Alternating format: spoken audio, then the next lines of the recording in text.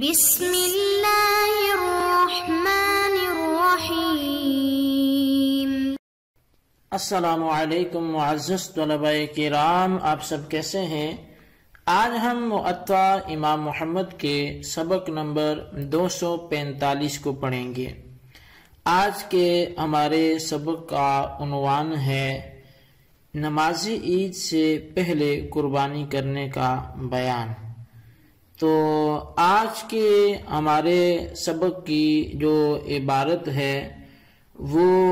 باب الرجل یذبح اضحیتہ قبل ان یغدو یوم الاضحیٰ سے شروع ہوتی ہے۔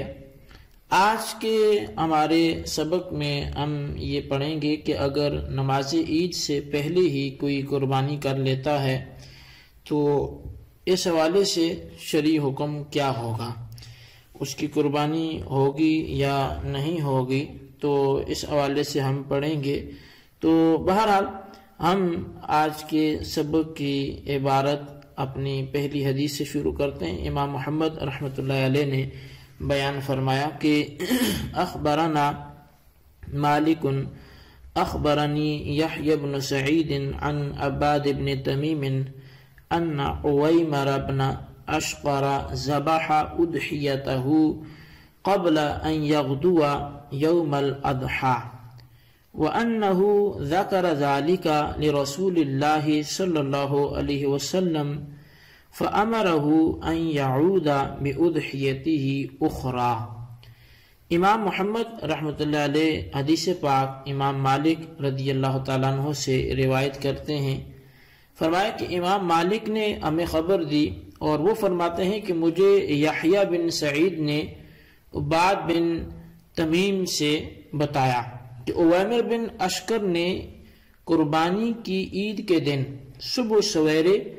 اپنے جانور کی قربانی کر دی۔ پھر اس کا ذکر نبی اکرم صلی اللہ علیہ وسلم سے کیا گیا تو آپ نے اسے اس کی جگہ ایک اور قربانی کر دینے کا حکم ارشاد فرمایا۔ قال محمد وبهذا نأخذ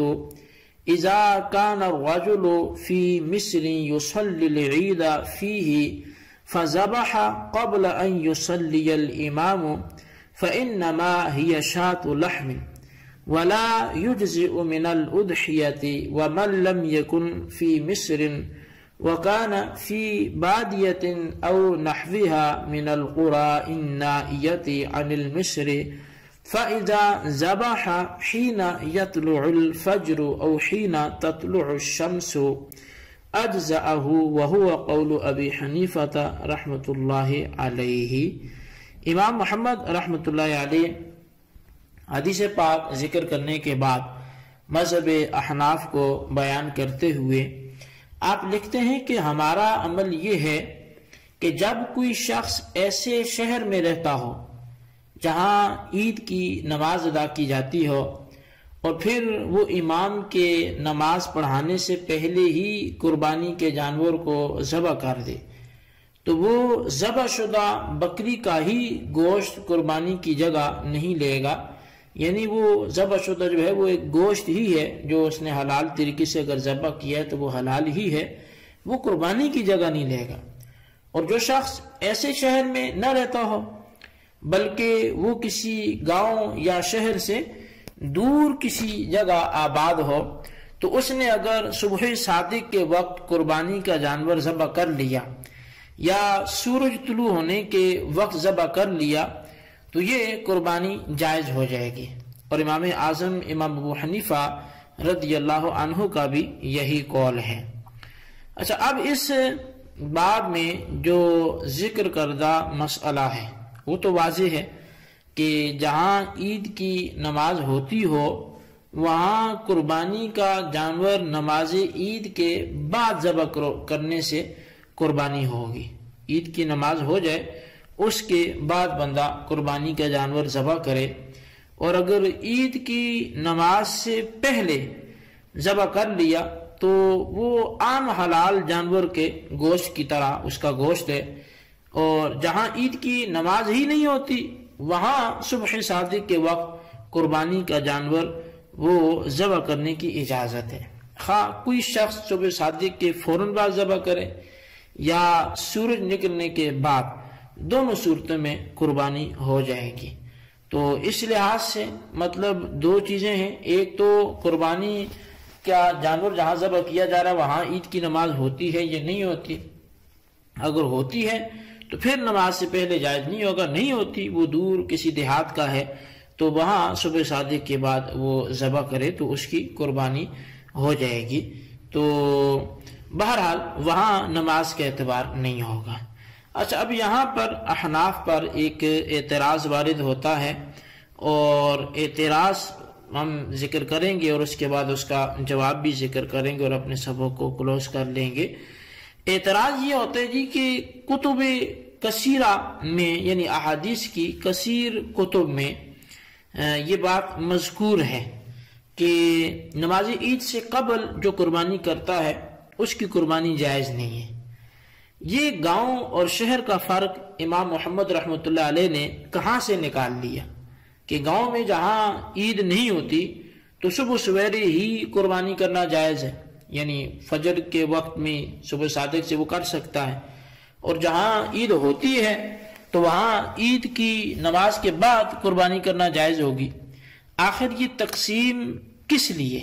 یعنی یہ تقسیم خود امام محمد رحمۃ اللہ علیہ کی خود ساختہ ہے، یہ انہوں نے ہی اس کو تقسیم کو ایجاد کیا ہے، یا پھر یہ تقسیم احادیث رسول اللہ صلی اللہ علیہ وسلم سے بھی کہیں ثابت ہے؟ کہیں آپ کا یہ نظریہ احادیث کے مخالف تو نہیں، احادیث کے خلاف تو نہیں ہے؟ تو اس کی کوئی معقول وجہ بھی تو ہونی چاہیے۔ اگر یہ مسئلہ فرق کے ساتھ بیان کیا جا رہا ہے تو وہ معقول وجہ کیا ہے؟ یعنی مذہب احناف کا یہ ایک بھاری بھرکم اعتراض اس حوالے سے کیا گیا۔ تو اب اس کا جواب جو ہے وہ سماعت کریں کہ قربانی کا اول وقت وہ عید کے دن طلوع فجر، یعنی طلوع فجر ثانی سے مراد جو ہے وہ صبح صادق سے شروع ہوتا ہے، مگر شہر والوں کے لیے قربانی سے پہلے نماز کی تقدیم یہ شرط ہے، اس لیے کہ جس نے شہر میں ہوتے ہوئے عید کی نماز سے پہلے ہی جانور ذبح کر لیا تو شرط کے نہ پائے جانے کی وجہ سے یہ قربانی جائز نہیں ہوئی۔ یہ اس لیے کہ اس نے بے وقت قربانی کی، لہٰذا گاؤں میں طلوع فجر کے بعد قربانی جائز ہے۔ یعنی یہ المبسوط کے حوالے سے میں نے آپ کے سامنے عرض کیا کہ ان دونوں میں فرق کیا ہے، کہ شہر والوں کے لیے قربانی سے پہلے نماز کی تقدیم جو ہے یہ شرائط میں سے ہے، اور یہ شرائط میں سے ایک شرط ہونا یہ شہر والوں کو ہی میسر ہے، کیونکہ گاؤں میں تو عید کی نماز ہی نہیں ہوتی تو وہاں یہ شرط بھی نہیں ہوتی، تو لہٰذا شہر والوں پر تو یہ چیز لازم ہوگی، لیکن گاؤں والوں پر یہ چیز نماز کے وہاں ادا نہ ہونے کی وجہ سے لازم نہیں ہوگی۔ اچھا، قربانی کی اضافت جو ہے وہ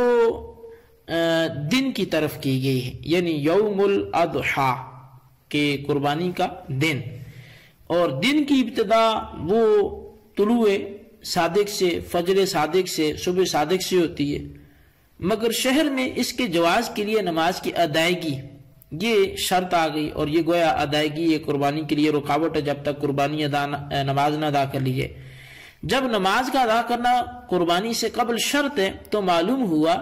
کہ نماز عید شہر میں واجب ہوتی ہے، گاؤں میں واجب نہیں ہوتی۔ تو جب گاؤں میں نماز عید واجب ہی نہیں ہے تو نماز عید سے قبل قربانی کرنے میں احادیث کی مخالفت کیسے لازم آئے گی؟ کیونکہ حضور علیہ الصلوۃ والسلام نے فرمایا تھا آج کے دن ہم نماز پڑھیں گے پھر قربانی کریں گے، تو یہ ترتیب صرف شہر والوں کے لیے ضروری ہو سکتی ہے، کیونکہ نماز عید کا وجوب ہے ہی وہ صرف شہر والوں پر، اس لیے گاؤں کے رہنے والوں پر یہ شرط نہیں لگائی جائے گی۔ علامہ بدر الدین عینی رحمۃ اللہ علیہ عمدۃ القاری شرح صحیح البخاری اس میں ایک مثال پیش کرتے ہیں، اور وہ مثال یہ ہے کہ ایک شہر میں فتنہ برپا ہو گیا کہ اس میں کوئی والی نہ رہا جو نماز عید پڑھا سکے، تو یہاں طلوع فجر کے بعد قربانی کی جائے تو جائز ہوگی۔ اب یہی جو ہے وہ مختار بھی ہے، کیونکہ اب یہ شہر قربانی کے حق میں گاؤں کی مثل ہو گیا ہے کہ اس میں اب کوئی ایسا بندہ ہی نہیں ہے جو نماز پڑھا سکے۔ تو علامہ عینی رحمۃ اللہ علیہ فرماتے ہیں کہ ذبح میں اعتبار قربانی کی جگہ کا ہے،